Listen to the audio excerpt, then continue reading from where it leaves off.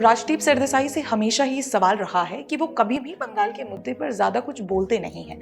लेकिन कल वो बोले, ममता बनर्जी पर बोले, महिलाओं के मुद्दे पर बोले, मगर यहाँ भी वो इतना ही बोल सके, उतने ही सवाल कर सके जितना उनके प्रोपेगेंडा को सूट करता है। वो प्रोपेगेंडा जो वो शायद अपनी पत्नी टीएमसी की राज्यसभा सांसद सागरिका घोष या उनकी पार्टी के लिए चलाते हैं। हमने अपने पिछले वीडियो में भी आपको बताया था कि कैसे सरदेसाई ने प्राइम टाइम शो को प्रोपेगेंडा शो बना दिया है। अब एक बार फिर हम सरदेसाई के प्रोपेगेंडा की चीर फाड़ लेकर हाजिर हैं।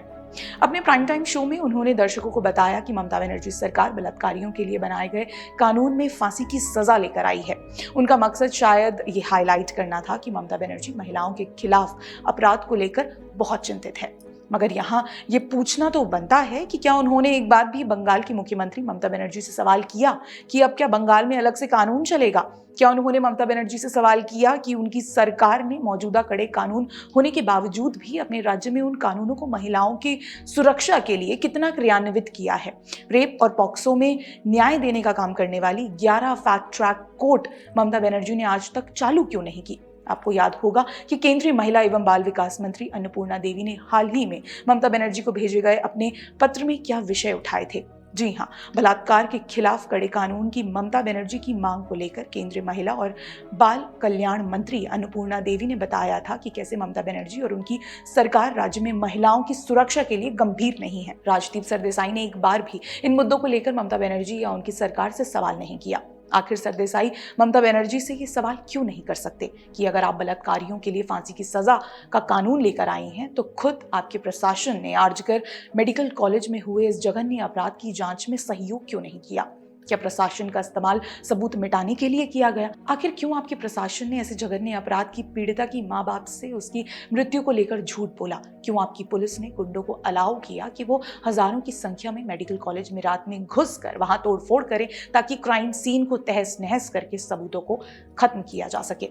सरदेसाई ये सवाल बिल्कुल नहीं करेंगे क्योंकि उनके प्रोपेगेंडा को ये सवाल सूट नहीं करता। जी हाँ, वही प्रोपेगेंडा जो वो शायद अपनी पत्नी टीएमसी की राज्यसभा सांसद सागरिका घोष के लिए या उनकी पार्टी के लिए चलाते हैं। दरअसल राजदीप सरदेसाई की घड़ी की सुई मणिपुर पर ही अटकी हुई है, जहां वो बार बार बीरेंद्र सिंह सरकार पर सवाल उठाते नजर आए हैं। जी हाँ, वही मणिपुर जिस क्षेत्र का मीडिया कवरेज राजदीप सरदेसाई कुछ वर्ष पहले तक तिरनिक ऑफ डिस्टेंस के नाम पर नहीं करते थे।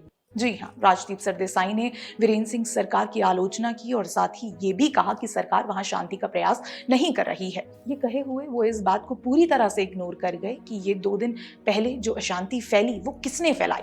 राजदीप कभी भी कुकी मिलिटेंट्स का नाम और उनके कारनामों की बात नहीं करेंगे क्योंकि ये उनके एजेंडे को सूट नहीं करता।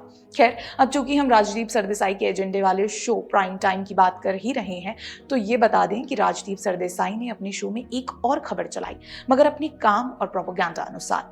बात हो रही है आंध्र प्रदेश और तेलंगाना में आई बाढ़ की। सरदेसाई अपने शो में बता रहे हैं कि आंध्र प्रदेश और तेलंगाना में बाढ़ से जूझ रहे लोगों के लिए बचाव अभियान चल रहा है। रेवंत रेड्डी सरकार ने बाढ़ से जूझ रहे परिवारों के लिए आर्थिक मदद की घोषणा की है।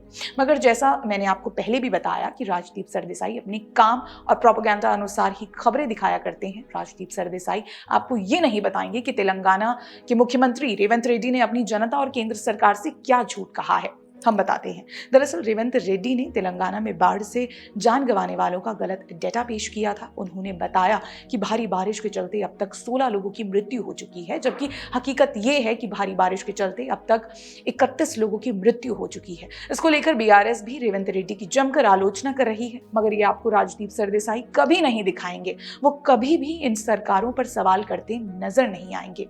लेकिन ये सवाल हम करते हैं। द पैम्फलेट हमेशा से ही सवाल करता आया है, आगे भी करेगा, मगर साथ ही राजदीप सरदेसाई द्वारा चलाए जा रहे प्रोपेगेंडा को आगे बढ़ने नहीं देगा।